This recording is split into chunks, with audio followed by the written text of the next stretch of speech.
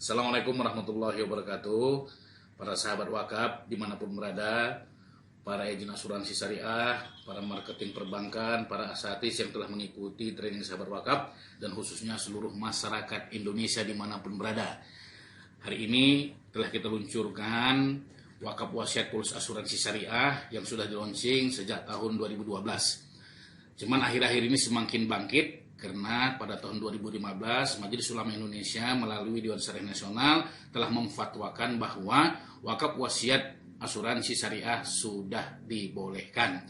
Untuk itu ini memudahkan kita mewakafkan aset-aset yang kita miliki tanpa harus kehilangan aset.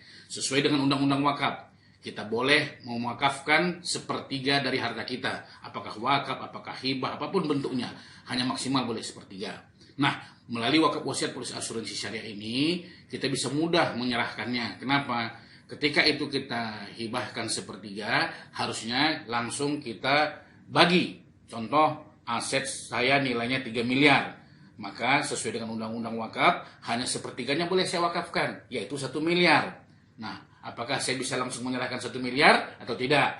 Nah, kalau bisa langsung aja serahkan 1 miliar. Kalau tidak, terpaksa diwasiatkan. Bagaimana caranya? Kita bikin surat wasiat bahwasanya aset yang kita miliki ini ketika kita meninggal dunia, maka sepertiganya dijadikan wasiat wakaf sebelum dibagi ahli waris.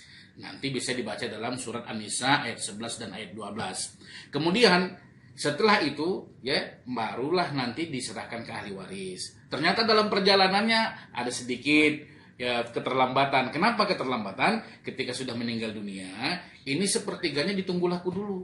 Bisa setahun, 2 tahun, bahkan sudah ada puluhan tahun belum laku-laku. Sehingga terhambat nilai yang diwasiat wakafkan.